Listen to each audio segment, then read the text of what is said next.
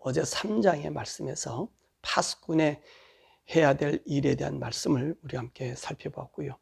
오늘 이 4장의 말씀은 예루살렘의 포위에 대한 상징적인 모습과 북왕조, 남왕조의 제약을 담당하고 고난당하는 에스겔의 모습을 우리에게 보여주고 있습니다.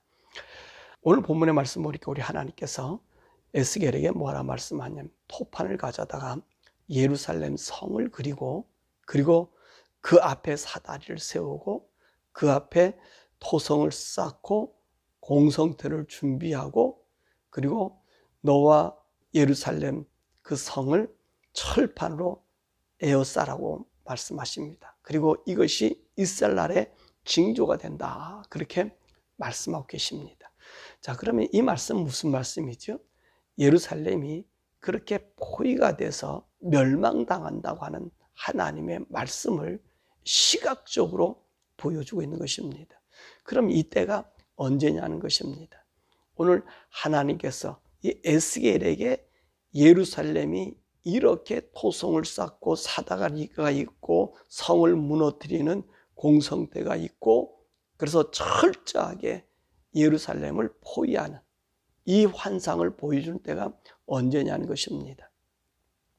우리는 1장의 말씀에서 오늘 이 에스겔이 자기가 30세가 되었을 때 여호야긴 왕이 바벨론으로 잡혀온 지 5년 닷새 되는 날이다 라고 말합니다.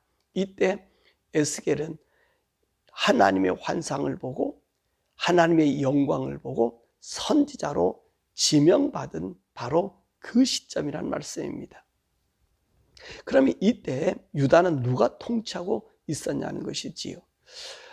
유다는 여호야긴의 삼촌, 다시 말하면 바로 시드기야인데 이 시드기야는 여호야긴의 아버지의 동생입니다. 그가 통치하는 때입니다. 이때 어떤 일이 있었죠? 바벨론 왕 느부갓네살이 여호야긴의 아버지인 여호야김을 바벨론으로 잡아왔습니다. 그리고 바벨론을 잡아오고 나서 그 자리에 그 아들 여호야긴 8살짜리를 왕으로 세웁니다. 그러다가 3개월 뒤에 다시 이 여호야긴을 잡아서 바벨론으로 데려가고 그 여호야긴 자리에 작은 아버지, 삼촌이 그런데 작은 아버지인 시드기야를 왕으로 앉게 하였습니다. 그러니까 이 시드기야 왕이 얼마 정도 된 시점이지요? 바로 이제 왕이 된 지 5년이 된 그 시점입니다. 이때 예루살렘에는 어떤 선지자가 있었지요? 바로 예레미야가 있었다는 말씀입니다. 이 예레미야는 여호야김이나 시드기야나 여호야긴, 물론 8살짜리밖에 안 됐지만 바로 그 아버지 시대 그리고 시드기야에게 바벨론에게 항복해야만 된다라고 얘기합니다. 근데 오늘 이 시드기야나 여호야김은요, 바벨론에게 항복한 것이 아니라 계속 대항을 한 거예요. 그리고 애굽을 의지하면서 어떻게 하면 바벨론을 물리칠까를 궁리하고 있었다는 것입니다. 근데 하나님 뭐라 말씀하세요? 이스라엘과 유다의 죄로 인해서 바벨론을 사용했기 때문에 너희들은 결코 의지하지 말고 너의 지혜가 뭐냐면 바벨론에게 항복해서 살아야 된다는 것입니다. 그리고 하나님께서는 이 이스라엘 사람들, 이 이민족을 바벨론에다가 70년 동안 지배받게 한다고 그렇게 말씀하셨다는 말씀이죠. 그것을 누가 지금 외치고 있어요? 예레미야가 그곳에 남아서 이 예루살렘의 사람들에게 외치고 있는 중입니다. 자, 그렇게 외치고 있을 때에 바로 이 바벨론으로 여호야김과 함께 잡혀온 자가 누구냐면 에스겔이란 말이지요. 에스겔은요, 하나님은 이 예루살렘이 바벨론에 의해서 이제 이렇게 포위될 것을 말씀하십니다. 그러면 언제 예루살렘 성을 포위하게 되죠? 앞으로 3년 뒤에 이 예루살렘이 바벨론에 의해서 완전히 포위된 상태를 이야기합니다. 왜 포위당한다 그러죠? 바벨론은요, 시드기야를 세워서 이젠 이미도 예루살렘은 멸망했어요. 언제 멸망하죠? 그 오늘 시드기야 아버지 여호야김의 아버지인 아하스 왕 때에 이미도 이스라엘 나라는 멸망했습니다. 애굽의 느고와 싸움에서 무기또에서 그 아버지가 죽고 그 아들이 여호야김을 세웠단 말이지요. 근데 이가 다시 반역함으로 완전히 멸망당한단 말이죠. 그래서 멸망은요, 그 아버지가 죽더네. 그리고 이 바벨론 느부갓네살이 올라와서 그 아들 때에 와서 멸망시켰던, 바로 아마 604년 정도 이스라엘 나라는 완전히 바벨론의 속국으로 들어간 그때입니다. 604년. 바로 그때를 이야기하고 있는 거지요. 자, 그럴 때 이스라엘 나라는 그때서부터 계속해서 유대인들에게 하는 애굽을 의지하지 말고 반드시 바벨론을 의지해야만 너희들이 산다라고 얘기합니다.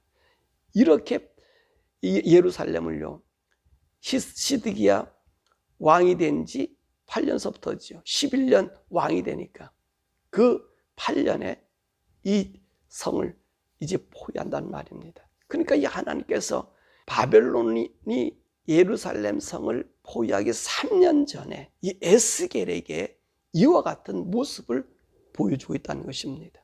그러면서 우리 하나님께서 내가 왜 이렇게 예루살렘을, 내 눈이 있고 내 귀가 있고 내 마음에 항상 있는 예루살렘을 멸망하느냐? 그걸 왜 그러죠? 이들의 죄악 때문이라는 것입니다. 그래서 에스겔에게 하나님 뭐라 말씀하세요? 이렇게 멸망되고 이스라엘 나라가 흩어진 것은 죄악이라는 거예요. 그 죄악의 본보기를 어떻게 보여줘요? 이스라엘 죄를 위해서 왼쪽으로 390일, 또 남왕조 유다의 죄를 위해서는 오른쪽으로 40일 동안 누워서 네가 그 죄를 담당하고 있는 것을 보여주라는 거예요. 이것을 뭐라 말씀하세요? 남왕조나 북왕조가 하나님 앞에 범죄한 연수라는 거예요. 그래서 하루를 1년으로 계속해서 북왕조 이스라엘 나라는 390년 동안 하나님 앞에 범죄했고요. 유다는 40년 동안 하나님께 범죄했다는 거예요. 그럼 390년, 40년 이 얘기는 무슨 얘기죠? 바로 이들이요, 바벨론에서 포로가 되고 그 나라가 흩어졌다가 성전 건축년이 떨어진 536년에 복귀하라고 하는 그때까지의 죄악의 실상이란 말씀입니다.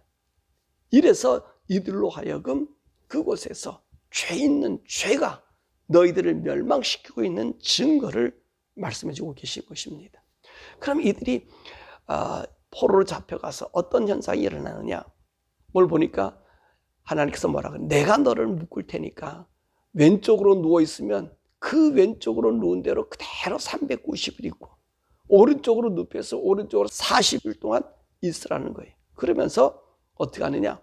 너는 밀, 보리, 콩, 팥, 조, 기리를 섞어가지고 하루에 20세겔을 달아서 3끼로 나눠 먹으라는 거예요. 그럼 20세겔이 어느 정도 되느냐? 1세겔이 11.4g이에요. 그러니까 20세기는 얼마 되겠어요? 228g 정도 되는 양식을 가지고 228g 되는 조그만 양식을 가지고 3끼를 나눠 먹으라는 거예요. 또 물도 6분의 1흰을 먹으라는 거예요. 그 한 흰이 2대 정도 된단 말이죠. 그런데 6분의 1흰 정도 되면요, 어느 정도 되겠어요? 0.61리터. 반대 정도밖에 못 되는 거예요. 그러니까 하루 동안에 먹는 것은 228g과 물 0.5리터. 그거를 지금 먹는다는 거예요. 그거 어떻게 먹으라 그래? 하나님께서. 넌 누워서 먹는데 인분으로 구워서 먹으라 그래. 그러니까 이 에스겔이 먹지 못하겠다 하니까 소똥으로 구워 먹으라는 얘기. 그 얘기는 무슨 말입니까? 이들이 그런 고난의 세월이 지나간다는 거예요. 이방 민족이 붙었어. 이방 민족이 팔려갔어. 그들의 죄악을 지금 담당하고 있는 모습을 우리 주님께서 그들에게 보여주고 있는 것입니다. 그리고 여기는 이 말씀 보면 16절 17절 보면 하나님께 다시 예루살렘에 대해서 이야기를 해요. 분명히 하나님께서는 이 바벨론에게 항복하라 했는데 시드기야가 끝까지 반항하잖아요. 그 반항한 이 왕 때문에, 시드기야 이 왕 때문에 백성들이 죽는 모습을 이야기하고 계십니다. 그래서 뭐라 얘기해요? 예루살렘을 향하여 이와 같은 일이 있는데 물도 떡도 부족해서 피차 두려워하며 떨며 그 죄악 중에서 쇠퇴하리라. 이것은 무슨 말이냐면, 여러분, 이들이 이 다른 민족에 잡혀갔을 때 그래도 228g이나 음식을 먹을 수 있고 0.5리터, 0.61리터 한 반대 정도의 물을 먹을 수 있었습니다. 근데 이 바벨론이 포로가 되면 이 성은 먹을 수 없다는 거예요. 있을 수 없다는 거예요. 그러잖아요. 먹을 것이 없고 마실 것이 없고, 하나님 뭐라 말씀하세요? 예레미야를 통해서 너희들이 저 바벨론에게 투항하지 않으면 아내는 전염병이 없고 양식으로 네 자식을 서로 잡아먹는다 그러잖아요. 아니 이렇게 잡아먹었잖아요. 자기 자식을 잡아먹는데 남이 내 자식을 먹을까, 내가 그 자식을 먹는 것이 발견돼도 그 자식의 살이 빼앗길까 봐 몰래 숨어서 먹는다 그러잖아요. 바벨론이 포위당했을 때 바로 그런 현상이 일어났다는 말이에요. 견디다 못해 시드기야는 도망가잖아요. 애국으로. 그래 잡히잖아요. 근데 이 바벨론이 막상 예루살렘 성으로 들어가 보니 죽일 것도 없었어요. 모두가 전염병에 거의 다 죽었단 말이에요. 그래도 이 바벨론은 어떻게 했어요? 이 분노에 차가지고 나머지 사람들을 얼마나 처참하게 죽입니까? 여인의 배를 갈라서 그 자식도 꺼내가지고 땅에 메어쳐 죽이는 그런 일들이 행했다는 것입니다. 이것을 우리 주님이 지금 말씀하고 계시는 거예요. 너희들 죄악 때문에 그러니까 지금이라도 늦지 않았으니 돌아오라고 얘기하는 거예요. 돌아오라고. 그런데 오늘 이스라엘 사람들 어떻죠?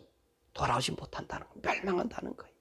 돌아오라고 얘기할 때도 이들은 결코 그 말을 듣지 않는다는 것입니다. 자, 오늘 여기서 이 말씀 속에서 가만히 보면 이 에스겔이 당하는 고난이, 에스겔이 당하는 고통이, 에스겔이 무슨 죄가 있습니까? 에스겔은 죄가 없어요. 이 사람은 어떤 분이 하나님의 소명을 받고 하나님의 뜻을 전해주는 전달자예요. 3장에서 말한 파수꾼이에요. 그런데 오늘 이 바벨론에 와서 왜 이런 고통스러운 일들을 당해야 돼요? 보세요. 자기 민족 사람들에게는 하나님이 어떤 하나님이냐고 어제 말씀처럼 조롱과 핀잔을 당하죠. 그리고 오늘 이 이스라엘 민족의 죄악 때문에 390일, 40일, 430일을 어떻게 움직이지도 못하고 이렇게 척박한 음식을 먹고 살아야 된다는 거예요. 왜 그럴까요? 왜? 오늘 에스겔은 뭐라고 얘기해요? 나는 더러운 것을 먹어본 적이 없다 그랬잖아요. 그렇죠? 에스겔 그랬잖아요. 제사장의 아들로서 찢긴 것이나 부정한 것이나, 그리고 이 보리조, 밀, 콩, 귀리 이런 건 잡식이잖아요.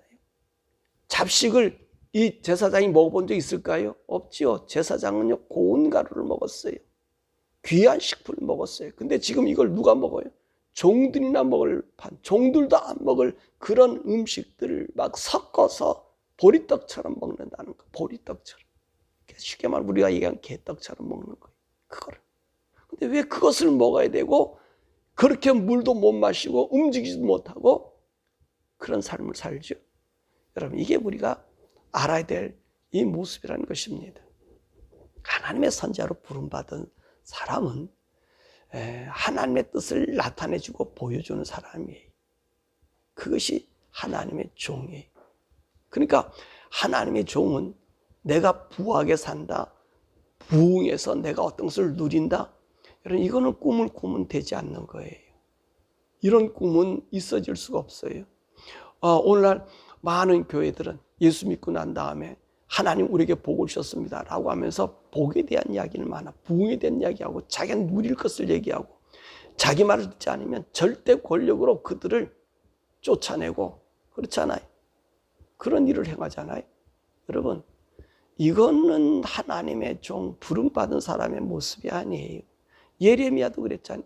하나님의 종들이 부름받은, 선지자로 부름받은 사람들 다 보세요. 어떤 일을 당해요? 백성의 죄를 담당하는 것, 모든 고난을 그가 등지고 있는 거예요. 그것이 하나님의 부름의 사람이에요. 에스겔은요, 하나님의 영광을 봐요.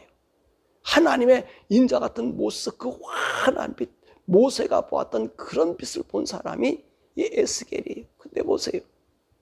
하지 못할 일을 시키잖아요. 한 번도 먹어보지 못한 것을 먹게 만들잖아요. 부정해서 버렸던 것을 이젠 자기가 서서 먹어야 되고, 뭐라고 인분으로도 빵을 구워 먹으라 그러잖아요. 그러니까 난 인분으로 못 먹겠으면 그래서 소똥으로 구워 먹으라고. 여러분, 왜 그렇게 부정하고 더러운 걸 먹어야 되죠? 니들 죄악 때문이라는 거예요. 이런 죄악 때문에 하나님의 마음을 알려주는 거거든요. 그렇기 때문에 사실 하나님의 종들, 이 목회자로 부름받은 사람은 이 세상에 어떤 하나님을 위한 영광을 보는 게 아니지. 예수님도 그러잖아요. 부활하셔서 그 제자들에게 뭐라 말씀하세요? 나타나서 뭐라 말씀하세요? 하나님 아버지가 나를 이 세상에 보낸 것처럼 나도 너희를 세상에 보낸다. 그럼 세상에 보내니까 어떤 세상을 보여요? 네가 대장이 되고 네가 왕이 되고 네가 영광 받고. 여러분, 한국교회 우스운 게 있는 게 뭔지 아세요? 조그만 교회 담임 목사가 되면요, 이게 절대 군주가 되는 거예요. 왕이 되는. 큰 교회 목사는요, 감히 얼굴 쳐다보지도 못해요. 이거는 하나님이 보낸 것이 아닙니다. 하나님이 보낸 것 아니에요. 하나님은 우리 예수님 그 제자들 내가 아버지가 나를 보내서 보냈던 것은 나도 너희를 보내는데, 우리 하나님이 예수님을 왜 어떻게 보내서 죽으려고 보낸 거 하다니. 그러니까 오늘 제자들도 다 나가서 어떻습니까? 다 죽어요. 어떻게 죽어요? 복음 전하다가 하늘나라 알려주다가 죽어요. 근데 우리는 그렇게 죽으래요? 그렇게 죽으면 저주라고 생각하지. 이게 종교란 말입니다. 이게 종교라는 말이에요. 오늘 유대가 그랬단 말이에요. 종교를 누리고 있었어요. 하나님을 섬겨. 그래 죄악을 저지른 거예요. 북왕조는 처음부터 하나님을 등진 종교로 나가버렸잖아요. 유대도 그 종교를 따라 살아가고 있었잖아요. 여러분, 오늘날 우리가 알아야 되는 거예요. 더욱이 한국교회 부흥하고 아름답다 그러는데 참 안타까워요. 지금 바로 그 시기가 아닌지 모르겠어요. 하나님이 그 대한민국 6.3 선거, 글쎄 6.3 선거, 글쎄 아직까지 죄를 깨닫지 못하고 회개하지 못한 한국 교회들, 그 모습들, 글쎄 하나님이 승리를 줄까요? 그래요. 만약에 김문수가 됐다고 해도 그 대통령직을 수행할 수 있을까요? 저는 그렇게 된다고 볼 수 없을 것 같아요. 아무리 공약해도 공약이 이루어지지 않는 나라, 될 수가 없는 나라가 지금 한국의 운명이 되었어요. 제가 한국 가서 그 사역을 할 때 그때 그랬거든요. 이 땅이 버려진 땅이 될 거라고. 조심하라. 깨닫지 않더라고. 돌아오지 않는 이 목회자들이요, 하나님의 종이 아니라 종교의 수장들이 돼 있어서 자기가 신의 대리자처럼 행세하고 영광 받고 있다. 그런데 그 모습이 지금도 바뀌어지지 않고 있단 말이에요. 보세요. 하나님이 이스라엘 나라, 그 아브라함을 통해서 그 이스라엘 민족을 모든 민족의 뭡니까? 대표자로 하나님을 상징하는 나라로 삼아줬잖아요. 한국도 그런 나라처럼 하나님을 세워주셨잖아요. 근데 그 종교 지도자들이 무슨 짓을 하고 있어요? 아닌 것 같아요. 참 안타까워요. 참 안타까워요. 6.3 선거에서 누가 이기든지 간에 이재명이가 되면 한국은 이제 볼장 다 보고 김문수가 돼. 여러분, 김문수가 돼도 힘들어요. 어떻게 할 방법이 없어요. 왜? 자기가 벌써 다 선언했어요. 계엄 없다. 무슨 거 없다. 선거도 부정 선거 없다. 사람들이 그러니 그렇다. 청렴한 건 좋은데 깨끗한 건 좋다라고 얘기하는데 그것이 통하지 않는 나라가 대한민국이 된 거예요. 사람들의 마음이 달라지고 저들은 벌써 다 준비하고 있어요. 김문수가 아무리 표를 80% 받아도 김문수가 질 수 있는 패를 저들이 갖고 있어요. 그래 안타깝다는 거예요. 왜? 오늘 하나님이 보여주는 증상을 보여줘도 이들이 깨닫지 않아요. 절대 돌아오지. 한국 사람들이 그렇더라고요. 돌아오질 않아요. 뭔가에 지금 완전히 묶여 있는 것이 안타까운 한국의 현실이에요. 사랑하는 여러분, 지금 무엇을 우리가 기도할까요? 회복되기를 기도할까요? 아니에요. 교회 성도들이 그 영혼을 보존받기를 여러분 기도하셔야 돼요. 한국 성도들이 그 영혼이 보존되기를. 지금 한국 성도들이 그 영혼이 보존될 성도들이 얼마나 있을까? 남은 성도들이라도 그 영혼이 보존되기를 여러분 기도하셔야 돼요. 왜냐하면 예레미야나 에스겔 같은 하나님의 선지자가 한국에는 없잖아요. 다 영광과 영화 위에 하나님 이름이 붙여진 것밖에 없잖아요. 종교 행위를 하고 있잖아요. 이것이 있는 한 한국에는 희망이 없을 거예요. 그러나 그 속에서도 그 백성들, 누가 고통스러워요? 백성들이 이런 모습으로 산다는 거예요. 지도자들은 가가지고요, 다른 쪽에 가서도 배불리 먹고 살아요. 그렇잖아요. 지도자라고 하는 사람들은 와서도 포로로 있지만 대우받고 살아요. 나중에 여호야긴도요, 어떤 사람이 돼요? 왕자의 자리에 앉아서 왕의 음식을 먹고 살아요. 그러나 그 백성들은 뭐예요? 산산이 흩어져서 남에게 천대받고 고통당하는 그 모습을 하고 있다는 거예요. 다른 여러분, 오늘 이 말씀을 통해서 선지자의 모습, 종의 모습을 다시 봐야 돼요. 종은요, 매맞기 위해서, 고통당하기 위해서 온 거예요. 그래서 우리 사모님들도 어떤 영광과 영화를 얻기 위해서 목회자의 아내가 되었다. 이 생각은 오산이 잘못된 거예요.